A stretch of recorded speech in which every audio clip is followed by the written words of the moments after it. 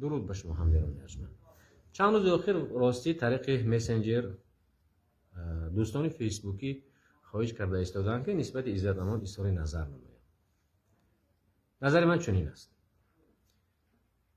عزت در تارهای عنکبوتی تنیده خود پیچید. چرا؟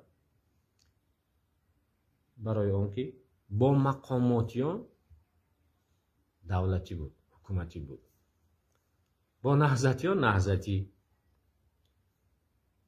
بعد ساعت 24 با گروهی 24،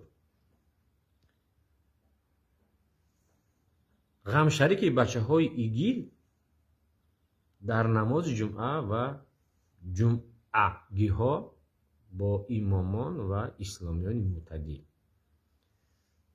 وقتهای خالی مدافع مهاجران کاری. اما بعد درباره مهاجران کاری، در دنیا بیشتر از 200 میلیون مهاجران کاری هستند. مثلا 30-40 میلیون مکزیکایی در امریکا، 3 میلیون ازبکای همسایه در روسیه، 12 میلیون روس ها در اروپا. آیا شما بار شنیده اید که مهاجران این کشورها به خود مدافع و یا سرپرست و یا دفاع کننده حقوقشان باشد؟ نه. مثلا بیشتر از 100 نفر خشتباری من، دادر من در فدراسیون روسیه افسری بلند رتبه است. 25 سال شد که بیشتر از 100 نفر خشتباری من در روسیه است. بعضیش انجینیر، مهندس، بعضیش معاون دیرکتور. مثلا دادر عروس هم یک 3 آشیانگی دارد، یک تاکسی است.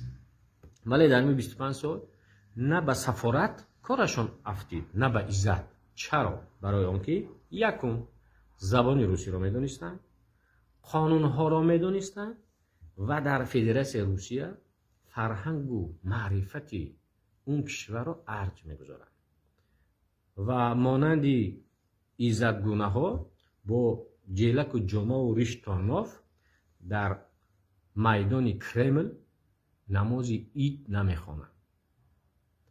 و گذشته از این باید تاکید نمایم که عزت امان از جانب مقامات قدرتی فدراسیون روسیه مجازات شد، شهروندیش گرفتن، اخراجش کردن و در اینجا همچون قلاب پرونده داشت.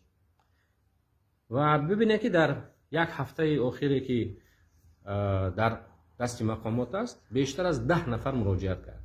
دیروز مثلا در فیسبوک همه ما شما دیدیم که یک جوانی خوبریشی ببروت گفت که 200,000 روبل مرا گرفت به خاطر دادرم، ولی کمکم نکرد. نفر دیگر 40,000 روبل، نفر دیگر 150,000 روبل، نفر دیگر فلان و فلان. اصلا برای انتقال یک مرده مهاجری تاجیک خودت رو باید رکلام نمیکرد، یا خودش رو باید رکلام نمیکرد، تبلیغ نمیکرد، چون این خیرات است.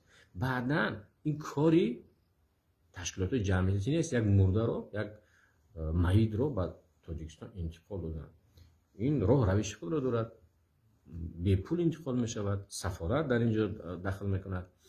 و بعداً در آخر همین رو بگم که عزت امان همچون جنایتکاری خاراکتر سیاسی داشته نیست و همچون قلاب دست گرفته است و ماده هست در کدکس جنایی تاجیکستان تلافی همون پول ها رو برمیگردونه، میبرد به آزادی در تاجیکستان ما کار فعالیت میکنه و در یک کشوری بغیر روسیه یک کشور دیگر میرود. اگر بیکار مورد مرحمت بیاد به کتابخانه لاوتی، اگر نه ما میتوانیم که معاون جمعیتی زردشتیانی تاجیکستانش تعیین کنیم، فعال باشد و فعالیت کند.